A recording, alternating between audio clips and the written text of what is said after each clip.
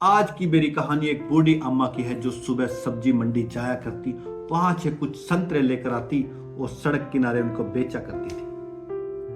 उनका एक ग्राहक भी था राजू, जो जब भी मार्केट से जाता आते समय उसके पास रुकता और उसे संतरे ले जाया करता। लेकिन उसमें एक कमी थी, वो जब भी अम्मा से संतरे ले जाया करता 2 संतरे चाक कर ले जाया करता। वो संतरा छोलता, उसकी फांक तोड़ता और उसको चख कर देखता अम्मा मीठे हैं या खट्टे हैं। जो उसको मीठे लगते उसको 1-2 किलो जो उसको लेने होते थे वो तराजू में तौलकर अपने घर ले जाया करता था। उसका नित्य ही काम था, लेकिन आता अम्मा के पास ही था। एक बार वो अपनी पत्नी को साथ में लाया और बोला कि मैं इसी अम्मा से संतरे ले जाया करता हूं। जब उसकी पत्नी उनके पास बैठी तो उसने वही चीज फिर दोहराई। उसने एक संतरा उठाया, उसको छीला और उसकी जो पांख थी उसको उखाड़ कर अपने मुंह में रखा और चखा।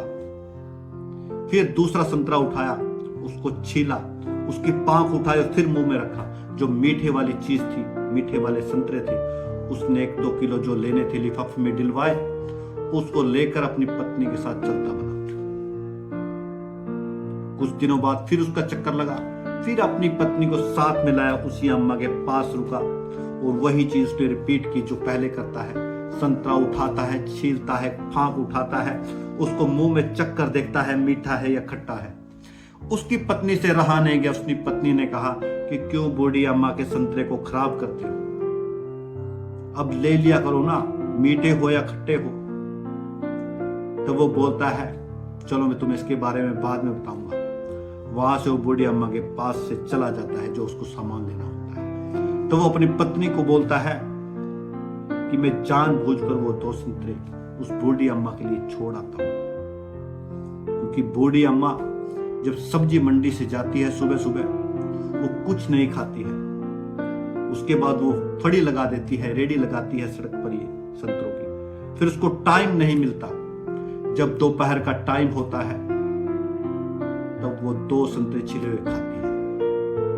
क्योंकि मैं एक बार जब ऑफिस से दोपहर के टाइम आ रहा था तो मैंने वो 2 संतरे खाते हुए देखी थी, तो मेरा मन भरा कि क्यों ना ये 2 संतरे अम्मा के लिए छोड़ा जाए।